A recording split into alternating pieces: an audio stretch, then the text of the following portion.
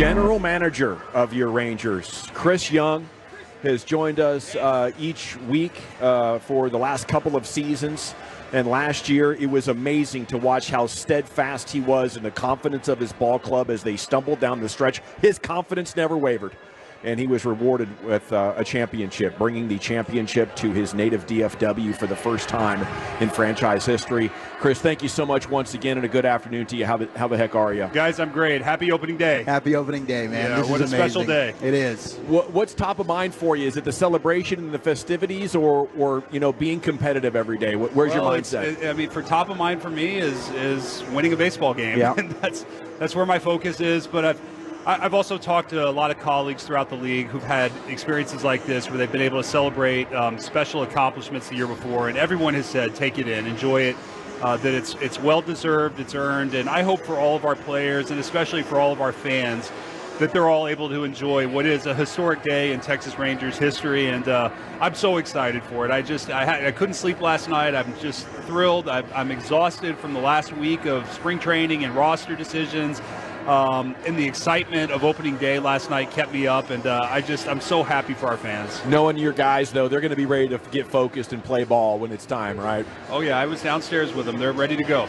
They understand it's a celebration of last year, and then we're turning the page, and we're moving to 2024, and we have work to do. Gavin, bringing up your guys, I think that's something that was so special last year, the clubhouse, having the right type of people, and that's something you've talked to us about, you and Kip. When you're on the road and you're looking for the draft, I mean, what Wyatt Langford's done, what Evan Carter did, can you kind of tell us a little bit about what the description is of what you're looking for? Because these guys have come in, they're super young at 21, but they've got kind of the attitude like they're 30, they're veterans. Well, really, there's no secret sauce to it. It's simply really talented baseball players who are great people who are going to maximize their potential. And it's our job to help them do that, and it's their job to utilize every resource that we can provide them. And we have that, and I think last year it showed. And I always say it's not about the most talented team, it's about the right team. And I think last year summed that up. This was a great team, and they came together when it mattered most. When their backs were up against the wall, they found a way. And I believe in the character of the group, the character of the coaching staff, the leadership in the dugout, and really, really excited to see what this team can accomplish this year. Thank you for helping me with the word character. That's exactly what I was looking for. They're the right character. The roster decisions, you had some tough ones, I imagine, which speaks to the depth of your roster. Well, it was, and unlike any spring training I've ever been a part of, either as a player or as a general manager, the competition in camp this spring was amazing, and it was really great to see. There were really tough decisions, which makes my job hard, but in the end, that's what we want. And there were a number of players who did not make the team, who had pitched well enough or played well enough to be on the opening day roster, and players who are going to end up in Round Rock that we're going to need throughout the season. So I think the depth of that 40-man roster, and really beyond that, a lot of non-roster guys too, that depth is going to become critical over the course of the season. We saw it last year, and there's no doubt we're going to sustain injuries. We're going to have underperformance at certain times, and they're going to be guys that earn a promotion, and we're going to lean on those guys to help get us back to where we want to go. Chris, how do you, when you set up your roster, how do you think about, is it a big picture thing about getting through the first month of the season, or is it bigger than that? Is it like, are you looking at it and saying, okay, well, I've got to get through this stretch. I've got 17 games in 17 days. How is that work into how you're building your roster or setting it up? Yeah, it's a great question. I think, from a coaching staff perspective, I think they look day to day, and their job is to win on a nightly basis. And my job is to look at the big picture and to understand over the course of the season how we're going to find a way to win, 90, 95, 100 games, whatever it may take.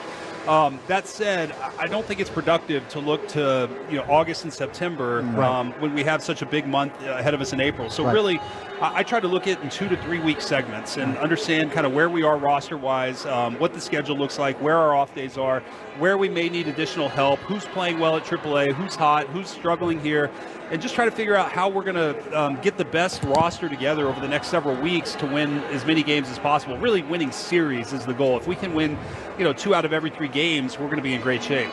Expectations for Langford just, through the roof, I think, for fans because of the spring that he had. How possible is it? How realistic is it that he could just keep on destroying like he has since you drafted him? Look, Wyatt has earned his way to the big leagues. It's not because we are giving him anything. He's proven and passed every step, every test, every step of the way.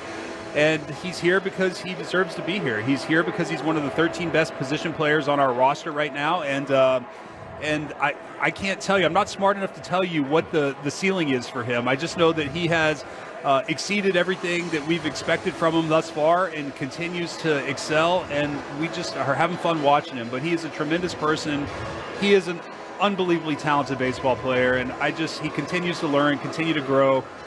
He's got that character and that makeup that we want to see, and I'm so excited for our fans to get to know him. Okay, so speaking of a ceiling, Ray Davis, Q&A in the morning news today. A great read for Rangers fans. I left it more optimistic of his commitment. I was like, man, this is a good read. This get me excited. But it seems like we're at a spending ceiling. Ray talking about using other kinds of currency with prospects to enhance the team. How comfortable are you right now with the owner of this club and, how that all comes together with team building? Well, I think first and foremost, Ray deserves so much credit for everything that's happened here. I mean, you look at the state of this franchise and what we've been able to accomplish, the commitment that he's made financially to our fans. I mean, really, that's what it's all about. First, by walking in this beautiful building, this is the best ballpark in baseball, and Ray delivered this ballpark to our fans to give them the best in-game entertainment experience in terms of viewership there is. And so then you couple that with the payroll and what we've had and where he's taken it the last couple years.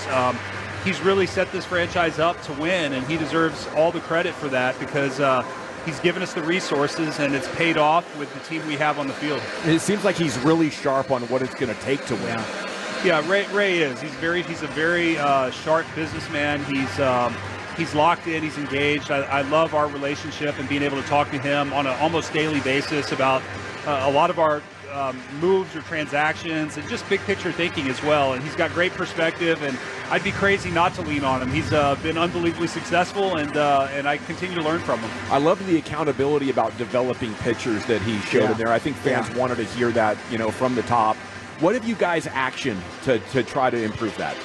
Well, I think, over the last several years, we've finally had some continuity in our player development system. And this is year 3 of the same farm director, the same field coordinator, same pitching coordinator, same hitting coordinator. And so prior to that, there was a lot of turnover. It was a little bit of a revolving door. And when you don't have continuity, philosophies change, and it makes it hard for players to understand what the expectation is. But we have a very good system in place. I think that's highlighted by the fact that we were Baseball America's Organization of the Year last year, that every affiliate played winning baseball, and several of them were playoff contenders, and then certainly the big league team benefited as well. So I think we're doing some things really, really well on the farm. There's always room for improvement, and our pitching development is a critical focus for us. But I think this year we're going to see the fruits of the labor in terms of some of the continuity and the philosophies and systems that have been put in place over the last couple of years. And as I talk to my colleagues throughout the league, a lot of them who I think have pitching figured out will tell me there's no special sauce to this. It's just sometimes you get lucky, you get the right guys. Now, there is a developmental component to this, but I think with some of the arms we have coming, it's about to pay off. How much of that do you feel like is a strength for the bullpen going into this season as you look at that throughout the course? Yeah, as I evaluated our spring training, the biggest areas of competition were in our bullpen, and I felt like we had a pretty solid core with the five guys that were really established on the team: David Robertson, Kirby Yates, Josh Spores, Jose Leclerc, and Brock Burke. And then, for those last 3 spots, there was a ton of competition, and these guys, almost every single one of them, performed so well. It was amazing.